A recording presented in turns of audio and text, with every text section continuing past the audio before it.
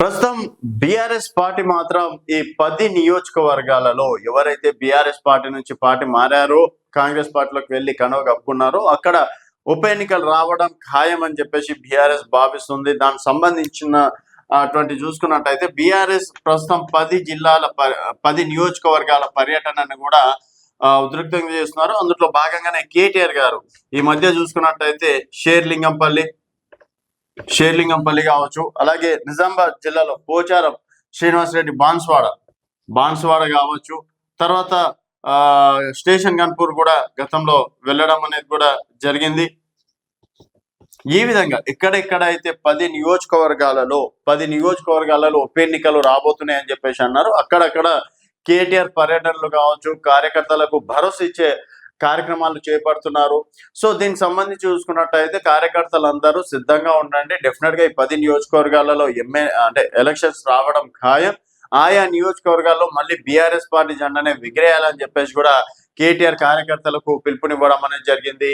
ఒకవైపు చూసుకున్నట్టయితే దాదాపు ఒక 4 పైన ఎఫెక్ట్ పడే అవకాశం ఉందని చెప్పేసి అంటున్నారు. అందులో బాన్స్వాడ నుంచి పోచారం శ్రీనివాసరెడ్డి ప్రస్తుతం అఫీషియల్ గా ప్రభుత్వంలో కీలక బాధ్యతలో ఉన్నారు.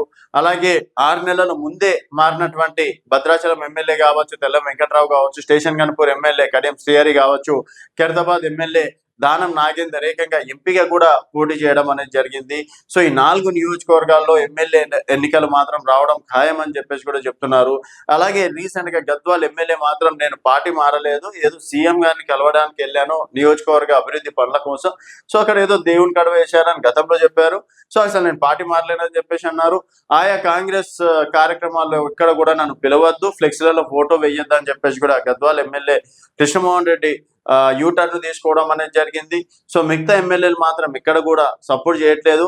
అండ్ రీసెంట్ గా జరిగినటువంటి షేర్లింగంపల్లి నియోజకవర్గంలో కార్యకర్తలకు భరోసా ఇచ్చారు. ఇక్కడ తల్లి పాలు తాగి రొమ్ము గుద్ది వెళ్ళిపోయినటువంటి ఎమ్మెల్యేలకు బుద్ధి చెప్తాం, రేపటి నాడు ఎన్నికలు వస్తే డెఫినెట్ గా మనం గెలిచి తీరుదాం అని చెప్పేసి అన్నారు. తర్వాత ఖైరతాబాద్ లో కూడా కార్యకర్తలకి ధైర్యాన్ని ఇవ్వడానికి కూడా మళ్ళీ కేటీఆర్ పర్యటన ఉండే అవకాశాలు ఉన్నాయని చెప్పేసి కూడా అంటున్నారు. సో ఎక్కడెక్కడైతే పార్టీలు మారారో అక్కడక్కడ బీఆర్ఎస్ పార్టీ టార్గెట్ చేస్తుంది. గతంలో కేసీఆర్ గారు కూడా ఇదే చెప్పారు, డెఫినెట్ గా 10 నియోజకవర్గాలు ఎన్నికలు వస్తాయని చెప్పేసి. అలాగే భారతీయ జనతా పార్టీలో ఉన్నటువంటి డాక్టర్ లక్ష్మణ్ గారు కావచ్చు, మిగతా కొంతమంది కీలక నేతలు చెప్పడం అనేది జరిగింది. సో ఒకవేళ ఎన్నికలు వస్తే కూడా సిద్ధంగా ఉన్నామని చెప్పేసి ఇండైరెక్ట్ గా కాంగ్రెస్ పార్టీ, అలాగే స్పీకర్ గారు దాదాపుగా 5 నియోజకవర్గాలకు కూడా నోటీసులు ఇవ్వడం, వాళ్ళు తిరిగి రిప్లైలు కూడా ఇవ్వడం అనేది జరుగుతుంది. సో మరి 3 నెలల తర్వాత రాజకీయాలు పెను మార్పులు సంభవిస్తాయని చెప్పేసి కూడా చెప్తున్నటువంటి మాట. మరి 10 నియోజకవర్గాల్లో ఎన్నికలు వస్తే ఏ పార్టీ గెలుస్తుంది? అండ్ కేటీఆర్ చేస్తున్నటువంటి సభలు ఫలిస్తాయా, మళ్ళీ గులాబీ జెండానే ఎగురుతుందా అనేది మీ అభిప్రాయాల కింద కామెంట్ రూపంలో తెలియజేయండి. చూస్తూనే ఉండండి తెలంగాణ వెలుగు.